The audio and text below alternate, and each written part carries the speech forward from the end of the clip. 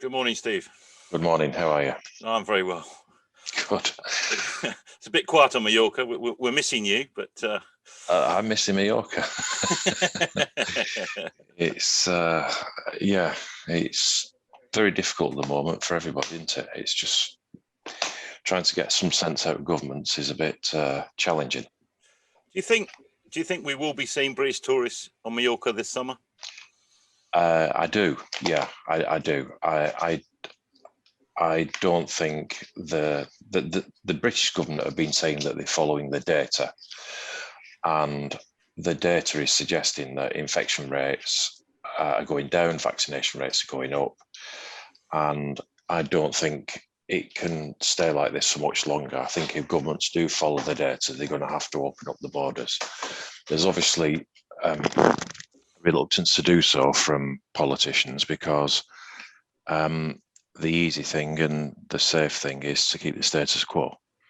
But people, want to travel. People, I guess, have a right to travel, and there's only so long that I think people will accept the situation, particularly if, the majority of the population has been vaccinated.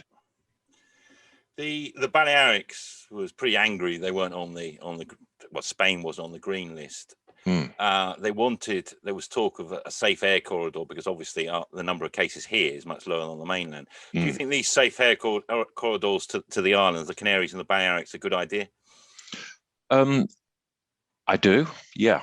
If the data, and the governments have said, like I said all along, that they've been saying that the data drives the decision making, and if the data supports the opening of an air corridor, then I think it should be open, yeah. And in the case of the Balearics, the data suggests that it is safe to open an air corridor. Infection rates are dropping and are low. Vaccination rates are in line with the European average and rising, and variants of concern are non-existent, and the access to genomic sequencing data, which is another thing the British government wants, is very good. It's better than Portugal, and Portugal is on the green list from the UK. So what's stopping them? Why? What's needed to get the air corridors going so we can get people coming down here? Is it a complicated, or is it a political decision, or is it more a sort of a transport issue? I think day by day it's becoming more of a political issue. We've had, and I think we'll continue to have, significant amounts of delays at the UK border. The UK Border Agency, which is part of the Home Office Border Force, is saying it needs to take 15 times longer to check documents. We've seen queues already, and despite Border Force saying they're staffed adequately. At one of the airports in the UK yesterday, we had people looking at what it was like, and there was 330 people arrived and 55-minute queues. So the last thing we need is to get off to a bad start. If we have pictures in the newspaper at weekend or early next week of queues of people extremely long, then I think that's going to do the recovery some damage. So we're trying to put as much pressure as on Border Force as possible to try and get them to get their act together. Is this COVID, or is it Brexit? A mixture of both? What are these? I don't think it's Brexit. I'm sure COVID's got an element of it, but I think part of it is just Border Force that aren't prepared. I mean, the airlines, we've had months to prepare, and we are prepared to start on the 24th of June. We're in a good place. Yes, we've got loads of new procedures, but we're okay. And I think Border Force are woefully underprepared. And what does that feel like for you as a chief executive of a major travel company? That must be infuriating. Surely. It's very infuriating as chief executive of a tour operator and airline. It's very infuriating as someone that wants to book a holiday and get away, and it's extremely infuriating as a taxpayer because I'm paying their wages. And if it was a private company that had service levels like Border Force, then everyone would be calling for my head. But of course, you'll just get some guy in a uniform saying, we make no apologies for protecting British borders. And that doesn't cut it. Well, it doesn't cut it for me anyway. No, I don't think it cuts it for anybody, really. What message would you have for the Mallorcan tourist industry? The message is we will be there this summer. I think that the Balearic government, because the British government look at groups of islands, so the Balearic government needs to make sure that it provides all the information related to infections, vaccine, genomic sequencing, variants of concern, all the information in as timely manner as possible to the UK government, because the UK government are assessing the data from each of the areas and deciding whether it should be red, amber or green. Just talking to the UK government and saying, you know, everything's okay, let customers in, I don't think will cut it. What will cut it is focus on the data that assesses the red, amber, green status. And I think that's one message. Give them everything you can in as timely manner as possible. And the other thing is, we will be back. We're fighting very hard. We're lobbying the government. And personally, I'm hopeful that we'll see the Balearics announced at the beginning of June for travel to start around about mid-June. That's what we're pushing for.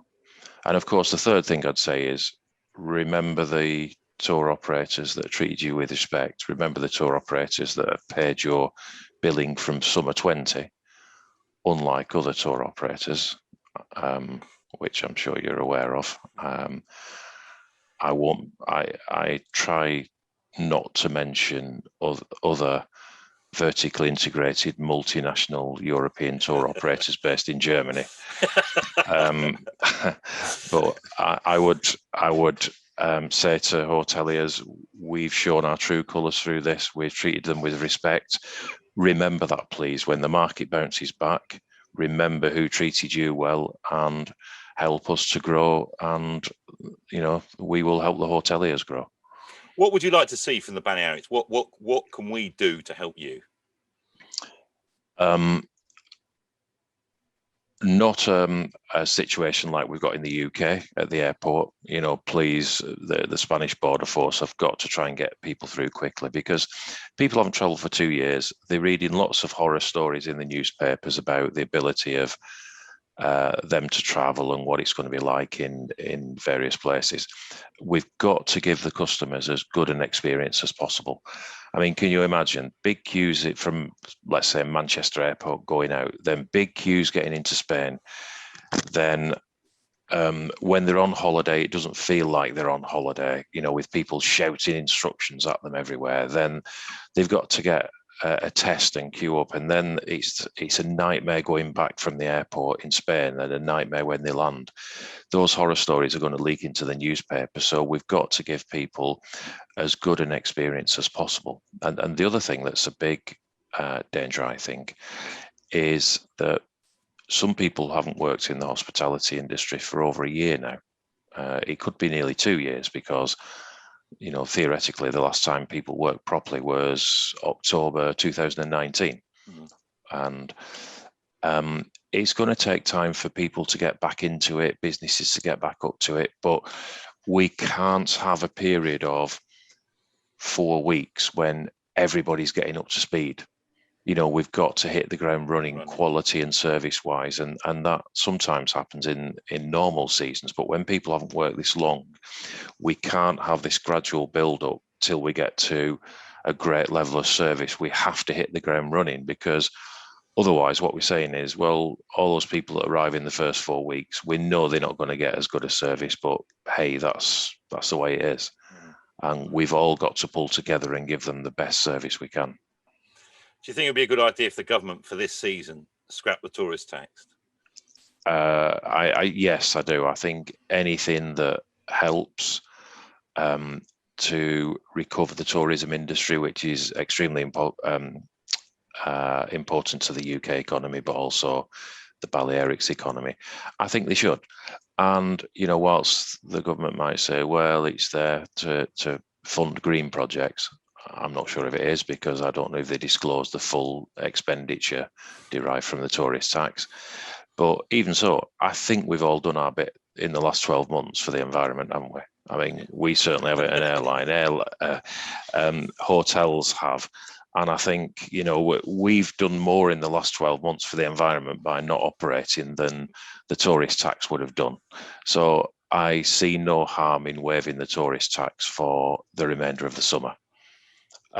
We've got to get this industry back on its feet. And the best way we're going to do that is to engender confidence with travellers. The last thing we need is people having an awful experience. If we do, those stories will get back to the British press. Oh, it was a nightmare in Mallorca, and then before you know it, bookings drop off and hotels will be half empty.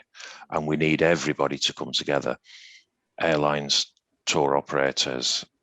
It would be handy if other tour operators, the ones I very cleverly avoided to mention before, would pay the hoteliers, so they've got some cash to actually start up the hotels. But everybody needs to give a great experience. Local businesses, local municipalities, town halls, the governments, everybody's got to come together to give the best experience to customers.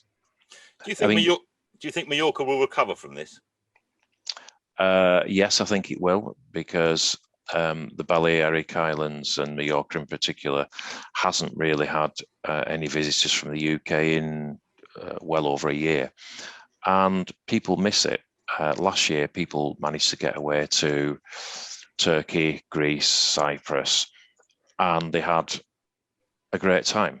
Spain was closed and people went away to these other destinations, and the danger is that they've discovered these destinations and may go back.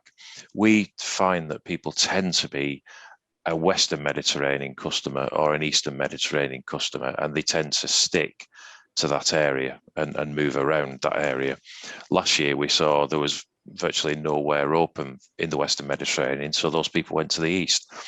And Spain, the Balearics, the Canaries have to fight to get those customers back. These people have tried Turkey with their Caribbean style all-inclusive, massive bits of land with water parks and slides, private beaches, etc. People have tried that, and we've got to fight really hard to get the business back to Mallorca. I think the question over Magaluf remains. What's the government's plans for Magaluf? I mean, do they want to bring it up market? What's the plans? How are they going to do it? What will they look like? Are they saying that young groups of guys and girls aren't welcome in Magaluf? We need some clarity as to what the plans are for this area. I don't really have clarity. What is the 5-year plan for Magaluf? We've all been young once. We all want to go away and have a party. Shall we steer people away from Magaluf? Shall we tell them Magaluf doesn't welcome them? Shall we send them somewhere else?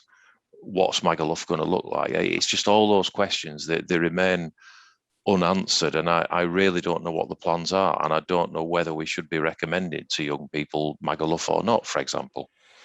I think it was a question of that was then and this is now. You know what I mean? I don't think I haven't heard anything said about Magaluf for 18 months.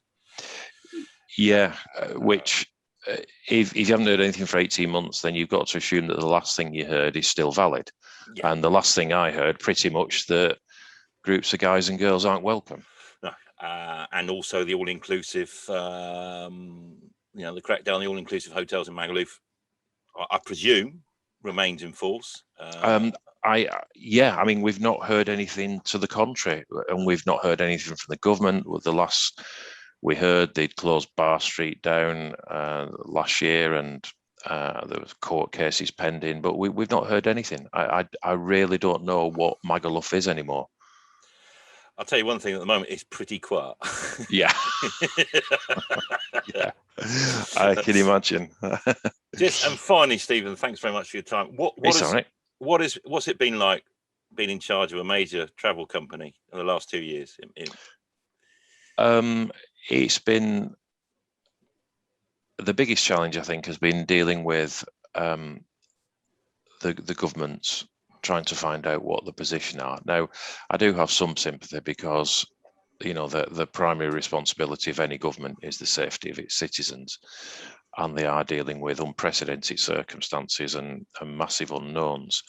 But what we need is people that are decisive, they take a decision and live with the consequences. And again, I can sympathize with this, but the easiest thing for decision makers to do is stick with the status quo, which in this case is the lockdown, because no one's ever going to accuse them of playing fast and loose with lives if they continue with the lockdown. That's the easy thing to do. The easy thing to do is hide behind the scientists' decisions. But at the end of the day, we don't elect the scientists, we elect the politicians. And politicians at some stage are going to have to say, thank you, Mr. or Mrs. Scientist, thanks for what you say, but I'm going to open up the country. And that's what politicians are paid for. They need to have courage to do what is the right thing rather than just hiding behind the scientists. Because if we do hide behind the scientists forever, well, the whole world is just going to end up going bankrupt and nothing will ever work again, because scientists are ultra cautious. That's why they're scientists. You know, if they weren't ultra cautious, they'd be a stuntman or something. I don't know, but they're scientists, and they don't like doing things that have any modicum of risk at all. And at some stage, governments are going to have to say, okay, we're opening up, and we accept the infection rate is this. We accept there may be some deaths. They've done that for years with flu, with other diseases. You know, they're going to have to do it with COVID. And that's been the most challenging bit. Obviously, it's been very sad. We've had to make some people redundant within the business, and the people that have carried on working have been on reduced salary, etc. And everyone within the company has been absolutely fantastic. They've done what is right, and they've taken a bit of pain. We all have, but we're going to emerge from the other side in a very strong position. We're going to be financially robust. We'll, I know it's a novel concept for some tour operators, but we'll be able to pay our hotels on time and in full, as we always do. And we think we'll emerge from this stronger because we've come together as a company. We've strengthened our balance sheet, and customer service wise, we have been exemplary. We have been the best in the UK in terms of refunding customers, treating them well, customer service, the time taken to answer the phone. We've won award after award after award, and people will remember that. Well done, Steve. Well, thank you very much indeed. Hope to see you soon. Thank you. Hope to see you soon in Mallorca, and you will. And thank you. And when I am over, if you want to meet up and have a face-to-face chat, I'm quite happy to do that. It's very good of you to spare your time. Thank you. No, thank you. Have a good day. Cheers. Cheers. Bye-bye. Thank you.